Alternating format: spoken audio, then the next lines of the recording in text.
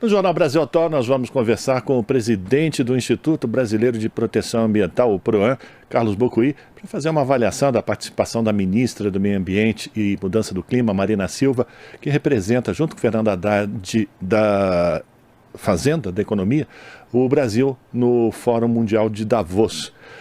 Carlos, muito bom dia, obrigado pela tua participação. Tudo bem com você?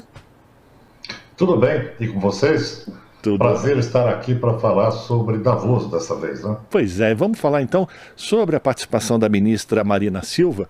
Ela ontem, participou já também de mais uma fala, mas na segunda-feira ela foi muito aplaudida já, né, Bocuí? No painel de abertura do Fórum Aberto, ao declarar que o governo do Lula está comprometido com desmatamento zero, proteção dos povos indígenas, democracia e sustentabilidade. A ministra também garantiu que sustentabilidade não será uma política setorial, mas transversal, passando pelas políticas de energia, indústria, mobilidade, por todos os setores, na palavra de Marina Silva.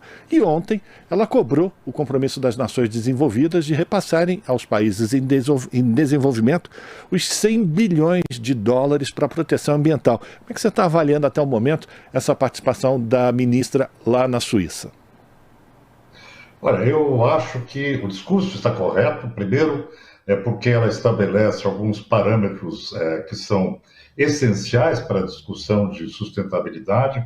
Em primeiro lugar, ela reafirma a democracia no Brasil, isso é importante, como elemento de estabilidade interna do país. Em segundo, ela coloca as metas de sustentabilidade, principalmente relacionadas à Amazônia, que são a grande cobrança internacional que o Brasil tem um débito aí com relação ao não cumprimento das metas desde a Conferência de Paris, né?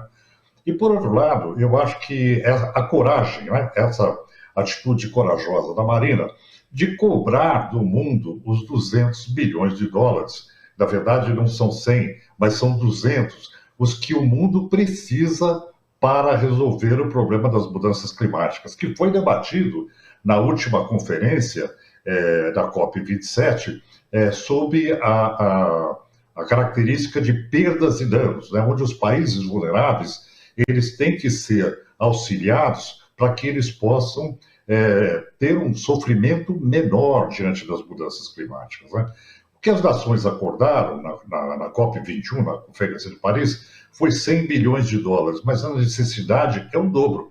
E veja que, se a gente comparar com o orçamento militar global, isso representa 200 bilhões de dólares, representa apenas de 5% a 8% do volume gasto em questões militares, né? Então, quando se pensa de onde vem o dinheiro existe, né?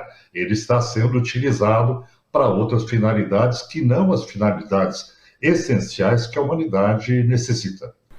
Pois é, e aí, falando especificamente do Brasil, o Fundo Amazônia, a ministra também está buscando esses 100 milhões de dólares para que sejam colocadas em prática essas políticas. Porque realmente a gente não pode perder isso de vista, né, essa dimensão, porque você não faz uma política transversal a partir de todos esses setores, energia, indústria, mobilidade, com esse viés de sustentabilidade, se você não colocar recursos para mitigar, ou, enfim, desenvolver outras formas de utilização enfim, desses setores. Então, dinheiro é necessário para fazer isso. É verdade, porque quando a gente fala de proteção da Amazônia, você tem, por um lado, uma criminalidade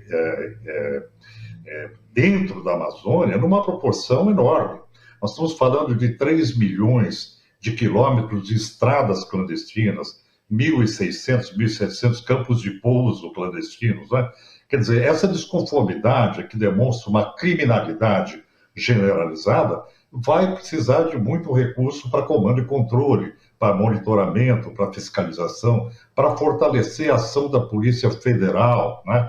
O pedido de apoio para a Interpol, porque tem dinheiro de paraísos fiscais financiando essa criminalidade, tem que equipar os órgãos ambientais, como o IBAMA e outros elementos que possam, não só da área federal, mas dos estados, dos municípios, para que você tenha uma fiscalização com inteligência integrada, né? Isso é necessário.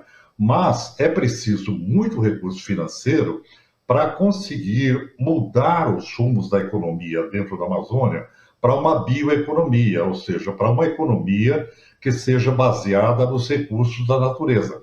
E esse é um ponto de transformação do ponto de vista econômico que tem que ocorrer na Amazônia, para que ela possa perseguir a sua verdadeira vocação, né? Ela tem que se realizar nesse DNA, que é o DNA da Amazônia, que é o DNA da biodiversidade. Então, são dois elementos, além de uma gestão territorial adequada, através de fiscalização, você tem ainda políticas públicas que têm que ser criadas e implementadas para transformar o modelo de economia e, portanto, transformar a mudança de comportamento da sociedade na região. E já está mais do que provado, né, Carlos, de que quando você faz investimentos de qualificação, de capacitação dessas populações ribeirinhas, o resultado aparece, né? E essas pessoas, essas populações, são também aliadas na proteção efetiva dos territórios. É verdade, quando você tem populações que estejam preparadas, envolvidas, trabalhando com, por exemplo, você tem exemplos na Amazônia, como a questão do açaí e outros elementos que foram feitos com o extrativismo sustentável, né, que demonstraram que a rentabilidade é enorme. Além disso, a Amazônia ela tem uma característica que é a da biodiversidade ainda não catalogada, onde você tem inúmeras possibilidades para uso farmacológico, outras expectativas que são altamente lucrativas para a realidade brasileira, no sentido de aumentar até o avanço tecnológico global, né? Então, tudo isso só será possível se você envolver as comunidades no processo de proteção, onde a floresta ela permaneça em pé e, ao mesmo tempo, em alguns pontos, que não todos, mas você possa praticar um extrativismo sustentável, você possa mudar o modo da economia, que não é aquele modo que foi praticado no governo anterior, que era a terra arrasada para colocar gado ou para plantação, para o agronegócio, né? Mas de uma forma de uso do território muito mais adequado para a sua vocação, né? Então, isso só será conseguido realmente com o envolvimento da sociedade local. E é preciso também deixar muito claro, né, Carlos, que não apenas as ações que envolvem diretamente o Ministério do Meio Ambiente de Mudança Climática, mas, por exemplo, no caso da Amazônia, essas operações de garimpo ilegal, de corte de madeira ilegal, exigem investimentos pesados, é muito dinheiro que é colocado também para levar essas máquinas, que são máquinas muito grandes, inclusive, com um custo de operação muito alto. Essas pessoas, essas operações são financiadas por gente que já tem dinheiro. É preciso também rastrear o dinheiro e encontrar quem são os investidores dessa tragédia, né? Exatamente. Nesse aspecto, não só você tem um fluxo interno de capital, mas grande parte daquilo que é implementado no mundo de operações ilegais, clandestinas, como, por exemplo, a pesca ilegal, não é? 70% dos barcos pesqueiros ilegais, eles são financiados por paraísos fiscais, quer dizer, é um dinheiro que vem sem digitais, onde você não pode identificar a origem, e que ele é utilizado para uma alta rentabilidade, porque ele não está preocupado com a lei, ele é predatório, né? Ele apenas expolia. Então, a identificação desses capitais precisaria, na Amazônia, não só uma ação da Polícia Federal, mas também da Interpol, no sentido de fazer essa identificação e, em última instância, o Brasil deveria trabalhar de uma forma muito forte para acabar com essa perspectiva da não identificação dos capitais que vêm a partir de paraísos fiscais, né? Quer dizer, nós temos aí uma série de questões que têm que ser tratadas, não só no âmbito nacional, de identificação a necessidade de rastrear esse dinheiro internamente no Brasil, mas também do ponto de vista do aporte internacional de paraísos fiscais. A gente está conversando com Carlos Bocuí, que é presidente do Instituto Brasileiro de Proteção Ambiental, o PROAM, falando sobre a participação da ministra do Meio Ambiente e Mudança do Clima, Marina Silva, que está junto com Fernando Haddad no Fórum Mundial Econômico lá em Davos, na Suíça. Agora eu queria falar contigo também sobre uma outra situação, Carlos, que diz respeito os outros biomas no Brasil, né? Que a gente fica falando muito da Amazônia, é evidente que temos que falar da Amazônia, mas também Mata Atlântica, Cerrado, todas essas, Pantanal, todos esses biomas também foram muito atacados. E muitos desses biomas são responsáveis pela produção de água para grandes centros urbanos, onde vive muita gente. É preciso também ter um cuidado especial com essas áreas, não?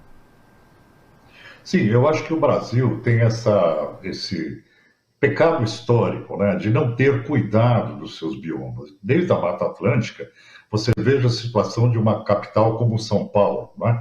É uma metrópole de 22 milhões de habitantes que tem o seu principal sistema de abastecimento, que é o sistema Cantareira, ele está comprometido em função da perda das áreas de mananciais. Então, cada ano que passa, ele produz menos água para a cidade de São Paulo. Ele está entrando num processo de decréscimo gradual, de falência ecossistêmica, né?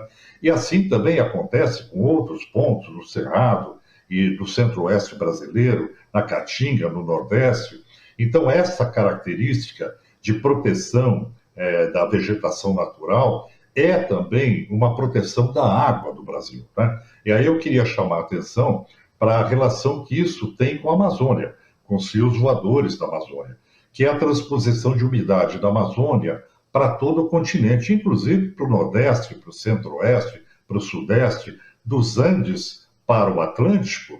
Toda a umidade existente, 60%, 70%, provém da região da Amazônia, né? Então, essa transposição de umidade deve ser protegida e os ecossistemas receptores dessa umidade também devem ser protegidos, porque à medida que você tem vegetação, a umidade, a chuva, ela penetra no solo, permanece protegida em aquíferos, e mesmo quando não chove, a água continua fluindo e abastecendo cidades, enfim, você tem um ciclo hídrico em funcionamento, né? Então é muito importante que se protejam esses biomas, e o governo federal já anunciou essa proteção não só da Amazônia, mas para todos os biomas brasileiros. Porém, há uma notícia preocupante hoje que diz que durante a gestão de algumas pessoas que estão hoje no governo federal, essas áreas foram duramente atingidas por desmatamento. Então, é preciso que a gestão da Marina Silva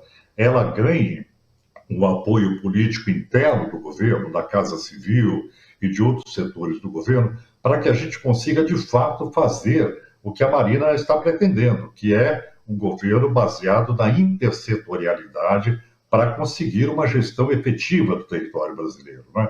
Então, esse aporte, esse suporte do governo central, do governo Lula, da Casa Civil, da Secretaria de Assuntos Estratégicos e dos outros ministérios, precisam se consubstanciar em fatos, né? Em realidade. É isso que a gente espera. E com relação à Amazônia, o compromisso dos estados e dos municípios para a paralisação do desmatamento, em função da criminalidade, né? Quer dizer, a gente vai ter que contar com esse esforço, né? Com essa grande coalizão, para que a gente possa reverter o quadro de insustentabilidade que vem se instalando no Brasil. E aí, quando você fala desses entes, ou esses agentes dentro do próprio governo federal, você está se referindo ao ministro da Agricultura, que é do Mato Grosso, uma área onde o desmatamento cresceu exageradamente no último período? Eu me refiro também à Bahia, né? Onde o governador Rui Costa, ele teve a última gestão e teve um governo onde a área ambiental foi duramente atingida.